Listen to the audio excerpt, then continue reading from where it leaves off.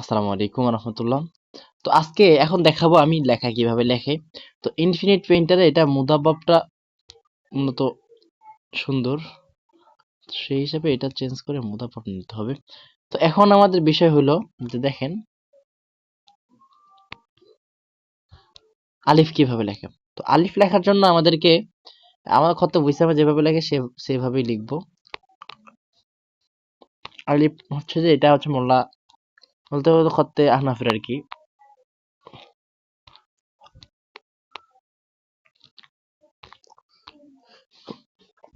একটা আলিফ, এই হচ্ছে আমাদের আলিফ। আবার আলিফটা যদি চাই তাহলে আমরা এটা বাড়াই দিতে হবে,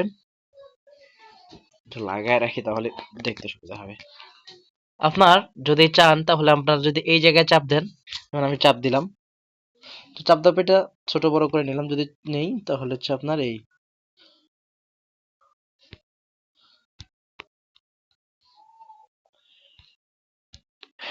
আলিফটা মূলত এমন।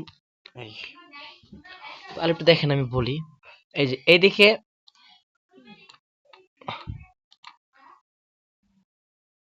এখান থেকে শুরু করে এদিকে যতটুকু ফাঁকা,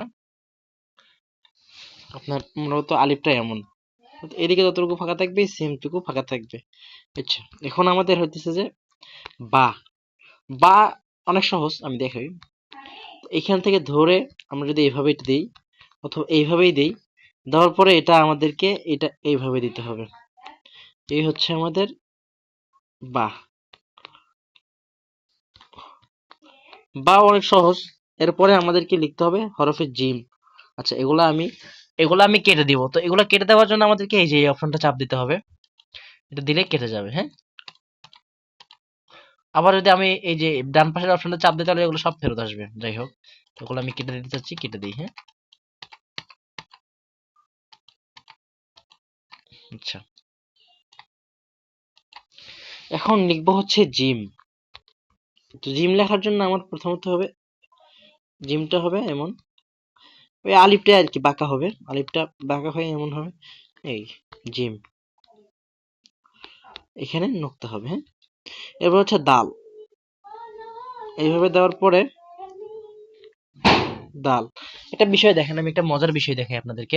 এই যে এটাতে লিখলাম, লেখার পরে মনে করেন যে আমি এই যে এই কমা বাড়া যে অপশনটা আছে এর বাম পাশে যে অপশনটা আছে ওইটা চাপ দিব, আবার একটা চাপ দিব, দেওয়ার পরে এখানে চাপ দিব না। আচ্ছা, ঠিক আছে। তো এখন এই যে কমা বাড়াটার মধ্যে আবার ঢুকবো, ঢোকার পরে এটা একটু কমাই দিব। এরপরে দেখেন মজার বিষয়টা কি হচ্ছে। আপনি এটাকে জুম করে নেবেন, জুম করে নেওয়ার পরে দেখেন হাত দিয়ে যদি আপনি কেটে দেন। আচ্ছা, আমি এটা চাপ দেওয়ার পরে কেটে শুরু করে নিই।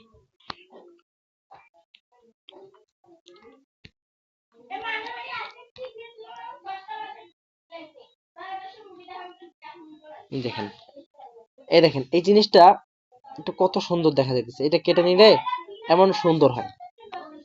আশা করি বুঝতে পারছেন।